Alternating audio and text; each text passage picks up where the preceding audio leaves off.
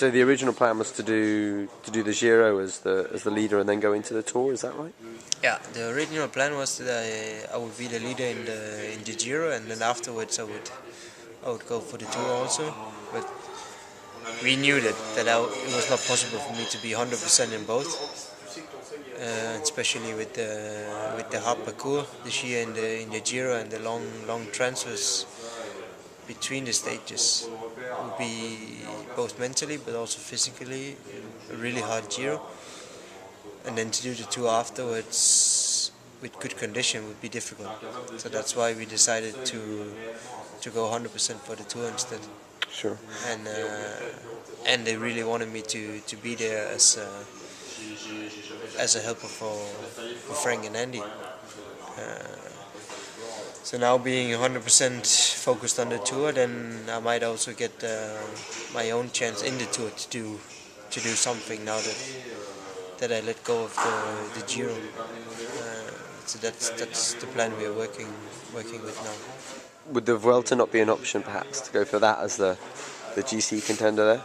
That could be an option, but first it's the Tour we have to see, and then afterwards we have to see how it's going and how I get out of the Tour. And sure, I need a break after the Tour, like everybody else kind of does. So we'll have to see, and the program for after the Tour is not done yet. So I have to see if I'm in there or not. Sure.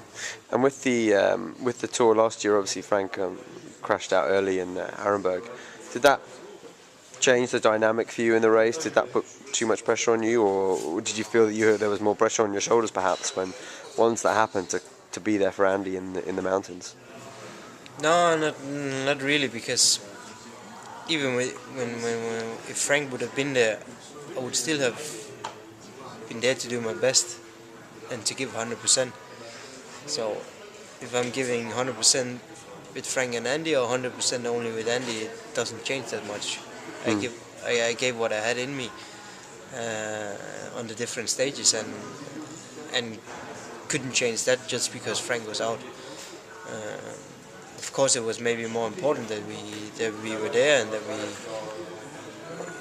that we were there to support Andy, but in the end of the day, it didn't change a lot for me. It didn't change the way I had to ride for Andy. And I would still have been giving 100% if Frank would still have been there.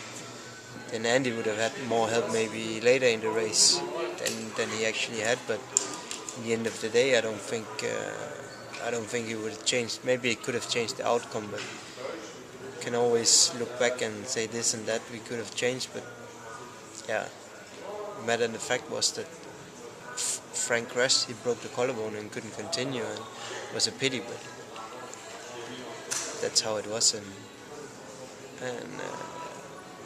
for us it's just about looking forward now. There's no reason to look back and look at what we could have changed, and there's a new Tour this year, and the goals are the same, and I really believe that Andy, he can win it, and he also proved that really clearly last year that he is one of the guys you have to beat if you want to win the Tour, and with or without Contador this year, I think he has a really good chance.